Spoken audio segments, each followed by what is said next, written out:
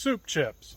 Makes a great camping or backpacking meal because it's very lightweight and compact compared to normal soup. So all this is a bag of dehydrated potato soup, and this is powdered potato soup. And all you have to do when you're out here is rehydrate it. Or if you really want, you can just eat them like this. Not the best tasting though. You can keep a lot more food in your pack if you dehydrate it.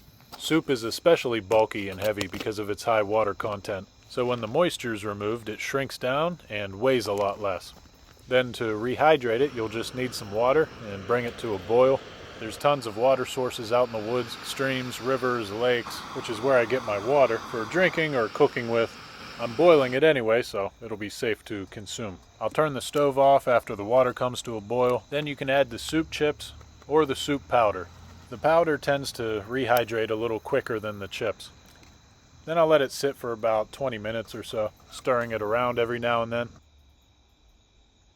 It's ready to eat. Very good.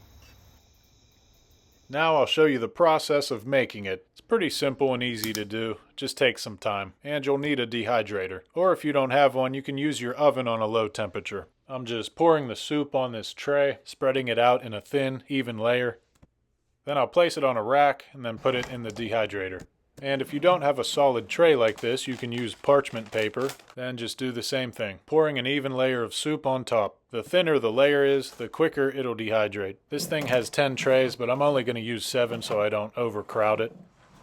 I'll close it up, then I'll set the temperature at 135 Fahrenheit, then let it run for 12 hours. So after the 12 hours was up, the soup was nice and dry and crispy. Now you can leave them like this and package them, or what I like to do is put them in the blender and grind them up into a powder. They'll rehydrate a little quicker that way and compress down a little better in the bags. And that's it. So now I'm going to vacuum seal it. I'll be using my new Weston Pro-1400 vacuum sealer. And these rolls so I can cut the bags to whatever size I need them. So I'll just pour the powder in. Vacuum sealing will give it a longer shelf life. It'll also compress it down so it'll be even smaller. You just close the lid and press the button. This thing's very easy to use. It's a 720 watt vacuum sealer, has a fan cooled motor. You can use bags for this up to 11 inches wide. After the food's all sealed up, I'll store it in a cool, dry, dark place, or better yet, in the freezer, till I'm ready to take them out. Perfect. I also have a bowl of chili that I dehydrated. Winter's coming, so I have to prepare all kinds of good hearty meals for camping, and chili is one of them. You would rehydrate the chili just like you would the soup. Very easy. When you're ready to eat it, just add boiling water to it, then let it soak for about 15 to 20 minutes or so, stirring it occasionally. This thing creates a very strong, airtight seal.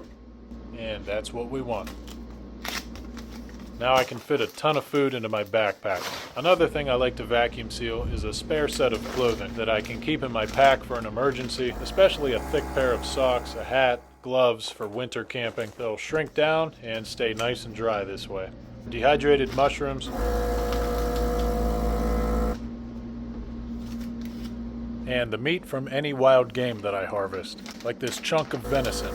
I put them in the freezer after I vacuum seal, and they'll last a lot longer that way.